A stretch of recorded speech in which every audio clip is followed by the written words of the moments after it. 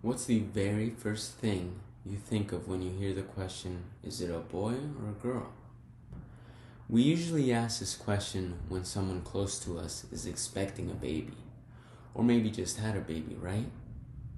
This might not seem like such a loaded question for the most of us.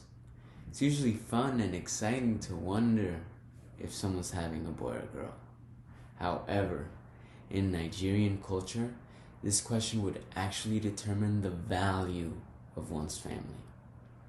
Since none of us have traveled to Nigeria yet, we had to do plenty of research in regards to specific values of Nigerian culture.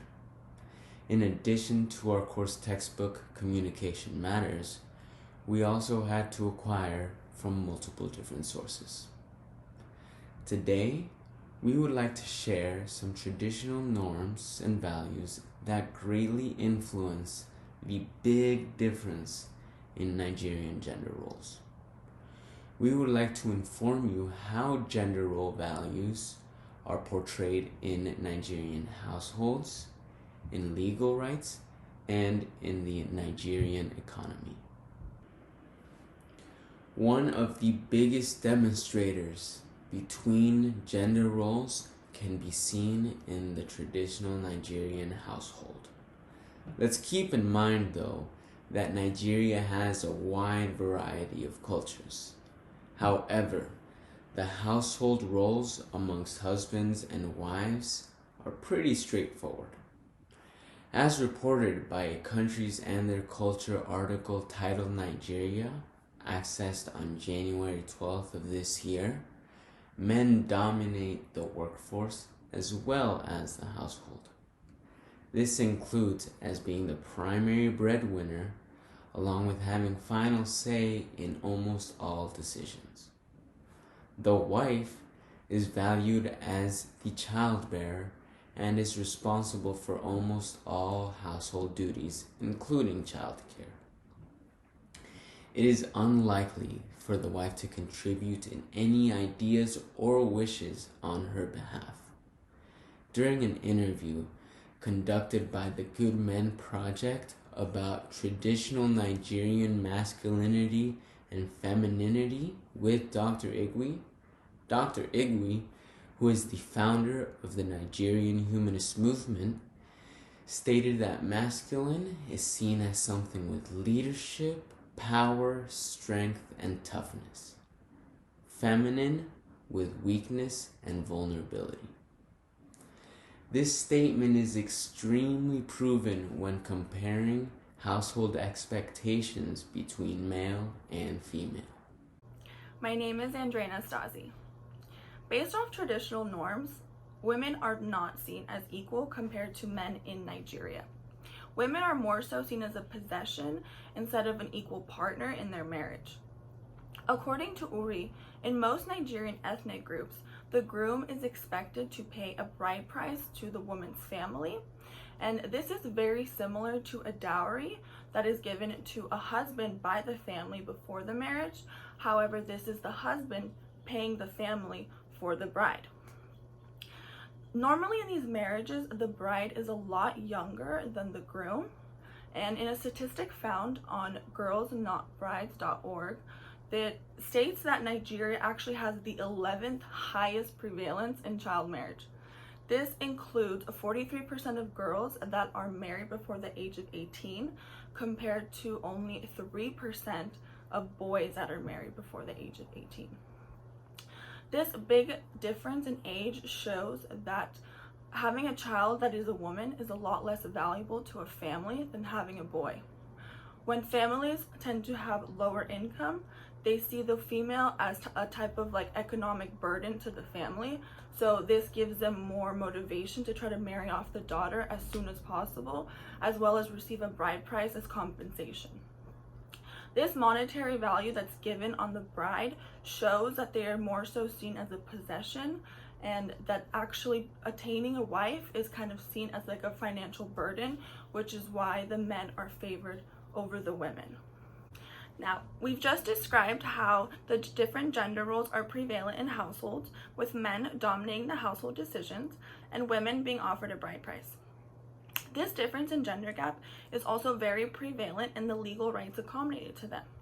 In Nigeria, it's very common for a marriage to be polygamous. Polygamy means that the man is allowed to have as many wives as he'd like.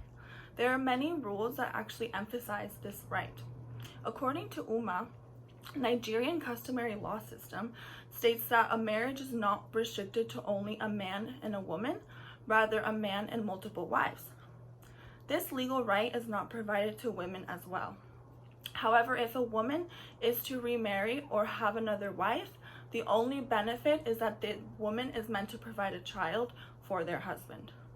Another benefit that they emphasize on polygamy is that having multiple wives means more support that is provided to the husband, and this includes taking care of him financially as well as taking care of his children. Again, all of these laws and policies are accommodating the husband and making sure he is fully supported as well as satisfied. Another example of how legal rights accommodate men rather than women would be associated with physical and sexual abuse. Although there are laws against domestic violence, there are extraneous factors that do keep a woman from seeking any type of solace in this situation. According to Usikbe, men are legally allowed to hit their wives as long as they don't cause any permanent damage. Because of this law, it does give men the confidence that to hit their women as well as make them feel more powerful. Due to the lack of financial freedom that women have, it is very rare that they seek any type of help or even take anything to court. Women are seen as vulnerable in Nigeria, and this attitude really just confirms that men are meant to be protected and supported, and women's job is solely to emphasize that role. Now that we've discussed how cultural norms shape legal rights between men and women, we'd like to discuss how education is influenced by gender norms as well. Hello there. My name is Daniel Berry, and I would like to talk to you about education and gender roles in Nigeria. In 2009, the United Nations published data that said only 40% of women in Nigeria attend school. And of those 40%, on average, they only spend 9 years in school. Compare this with other developed nations who on average spend 17 years in school. The cultural attitude in Nigeria is that women should be seen but never heard. This directly impacts women's accessibility to education. Traditionally, this difference in enrollment stems from their cultural norms. In African Sisters Education Collaborative's article on Improving Women's Education in Nigeria, written in 2018, women are seen more valuable staying at home and helping their families than they are getting an education. While the last 3 decades, Nigeria has seen steady improvement in women's enrollment numbers, the disparity between men and women is still striking, and it seems to be a significant impact on Nigeria's overall economy. Another contributor to the differences in education for men and women is the financial burden of higher education. Nigeria is the poverty capital of the world, with over 94 million people living in extreme poverty. That's less than $1.85 a day. If parents can only financially sustain to send one child to higher education, they will always choose the male. The boys are favored to get an education because they are seen as the breadwinners in Nigerian society. The females are responsible for household duties and are expected to help their mothers instead of going to school. Education is deemed more valuable for boys. Based on our research we've shared and the Nigerian cultural norms that you now know about, it is safe to say there is a big difference in gender roles amongst males and females in Nigeria. Between domestic life in the household, men's and women's legal rights, and their very education. So in the future, when you hear somebody ask, is it a boy or is it a girl, what's the first thing that you're going to think about? Maybe you'll be happy your culture doesn't emphasize gender roles or gaps similar to these.